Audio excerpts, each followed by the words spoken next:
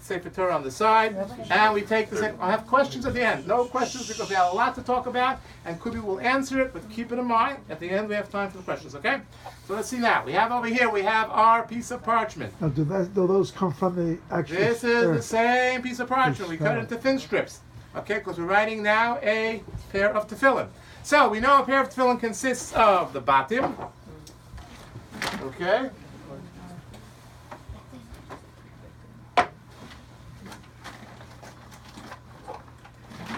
Right, the batim are a shorosh and a shel yad.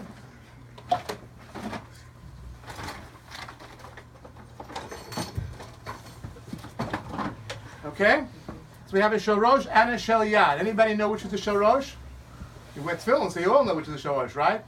This one, correct? Yes? How do you know? Doesn't have ritzuas, I don't have the straps. So that didn't give it away, right? So what gave it away? What do you see? How do you know this is the shorosh? Look at it closely. What do you see? See any difference in what it looks like on the bottom? What do you say? Shin. Has a shin, right? Has a shin? This one doesn't. Yes? What about the stripes? See the stripes? 4 compartments. You see, this is a shorosh.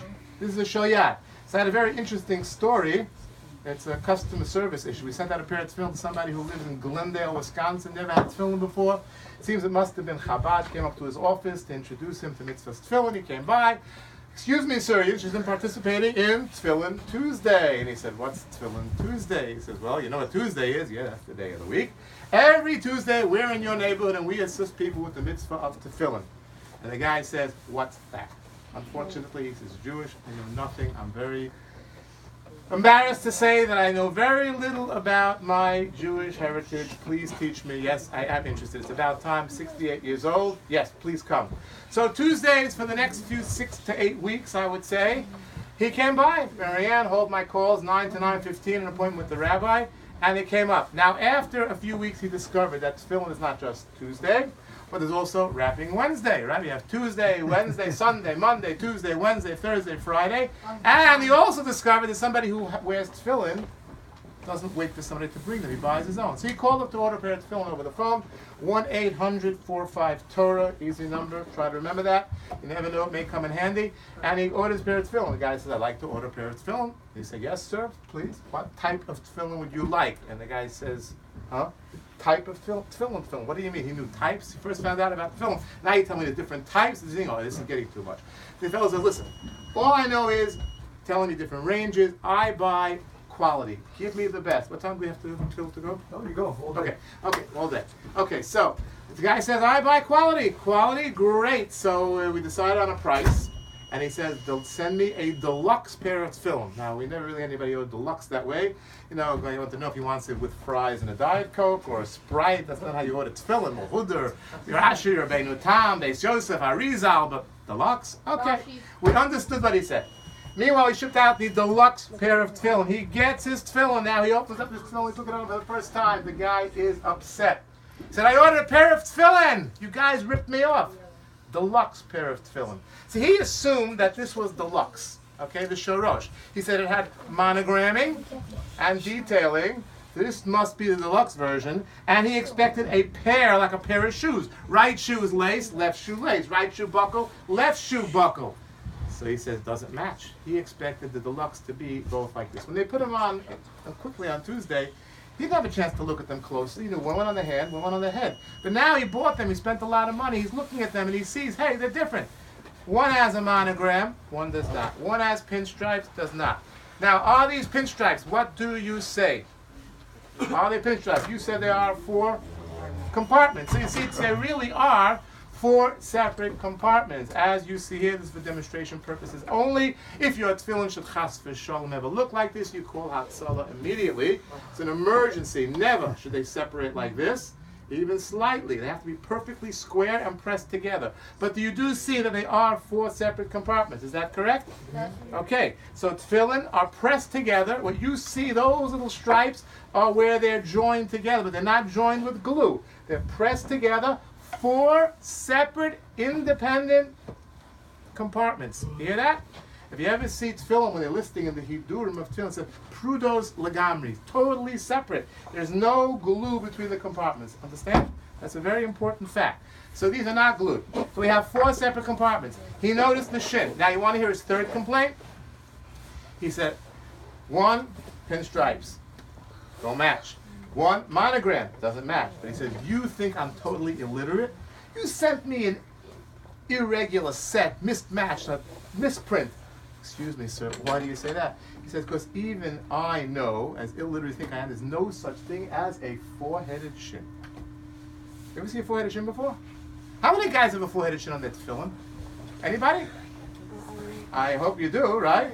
You know, I'll tell you the truth. Don't fear. That's a funny question, but I have many people that come here, and I start showing the tefillin 4-headed, and sometimes they say, I don't have a 4-headed shin on my tefillin. I say, you better go home and check, because if you don't, you're in trouble, right? Now, do you think it's a misprint? What happened? Why is there a 4-headed shin on tefillin? This fellow was convinced that we sent it. What do you say? Isn't it because, like, on the 4, inside is 3? Very good. Inside is 3. Wonderful. We're going to get to that and show it to you. So you see, really what we're going to learn and discover is that they're really both 3-headed shins, even though you're looking at this and you see 4 heads. But we're going to show you, like you just mentioned, we'll show you on the screen a little bit what that looks like. But now we had a problem. He wanted his money back, and more than anything was a Chilul Hashem, because he thought we really tried to rip him off. That was not true. And we did nothing wrong, because this is what they are. So now, are these pinstripes? No, they are 4 separate compartments. The next question is why? Why are they made this way? So now we showed you before a shel yad. How many parashiyos are there? Anybody know what the 4 parashiyos are? Shema, Yes. V'haya, and then 2 kivyachas. Okay, 1 second. You have Shema and V'haya. So you already said one of the V'haya, right? Yeah. You have V'haya and Shema. That's the 2. And then you have at the end of the parashas Bo, Kadosh Li Kol B'chor, and V'haya Ki V'yacha. Anybody here in the mitzvah parashas Bo? Bo. So Mazel Tov to you. You have your mitzvah parasha inside your tefillin. Anybody have parashas V'eschanan? Yes? You have Shema.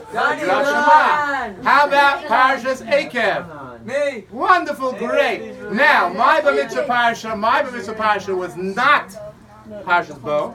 My mitzvah parasha was not Parshas V'eschanan, and it was not Akev.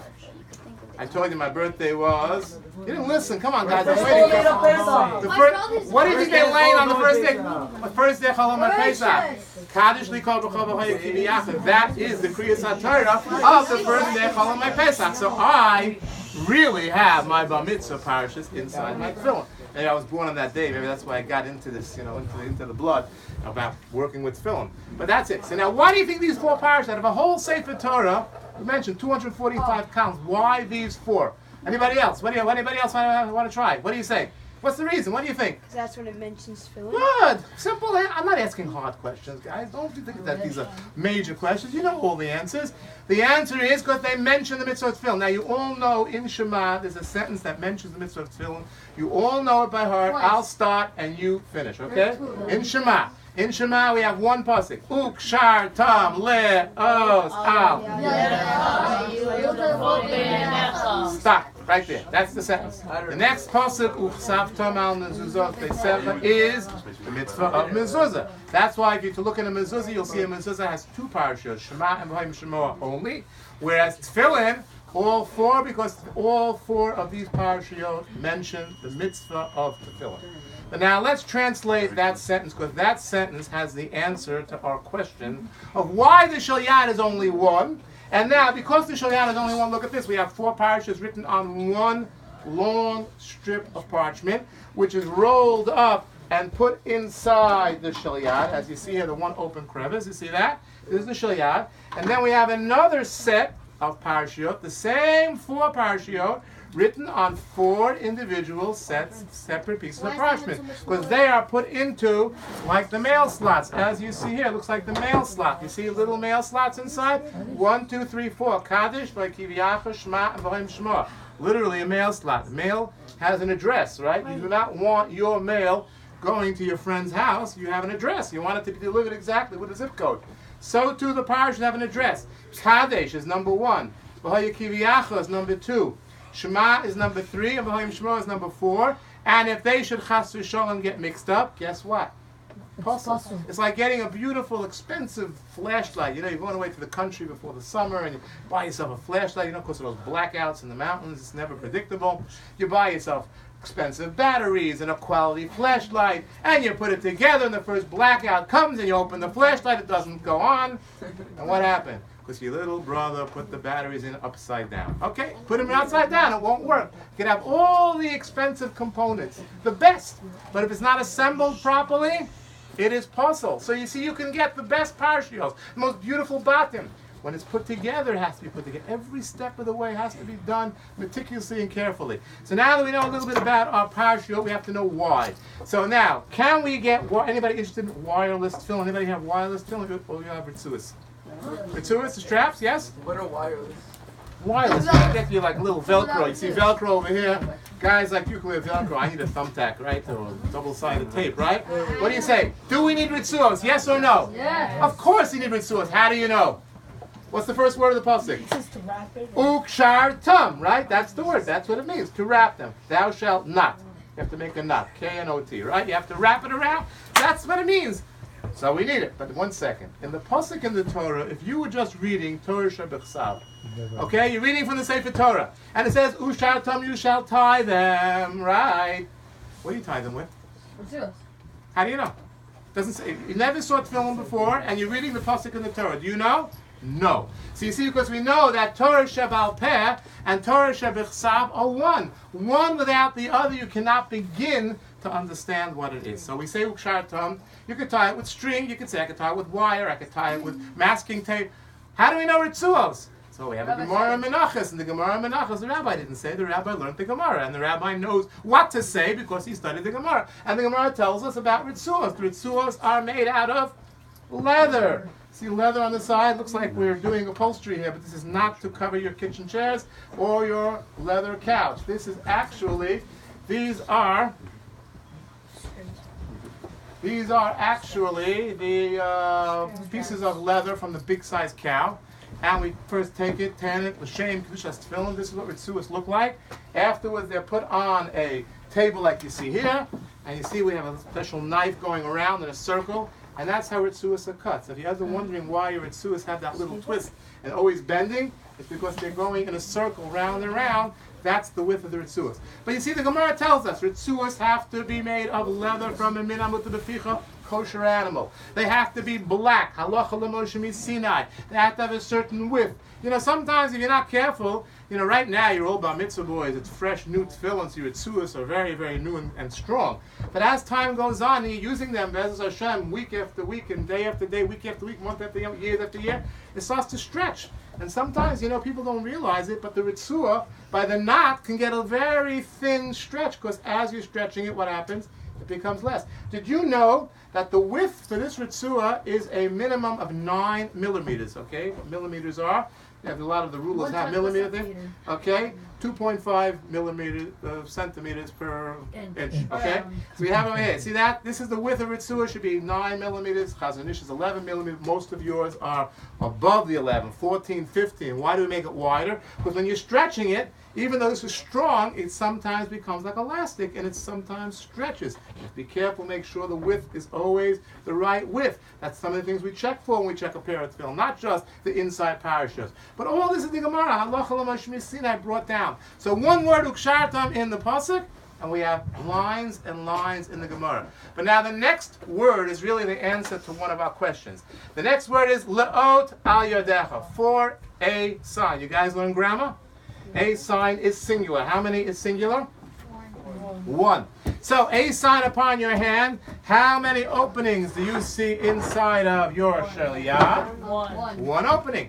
Now again, what is the os al yodecha? It doesn't explain it in the Torah. So again, we look in the Gemara, and the Gemara tells us that the os is what we call a pair of batim.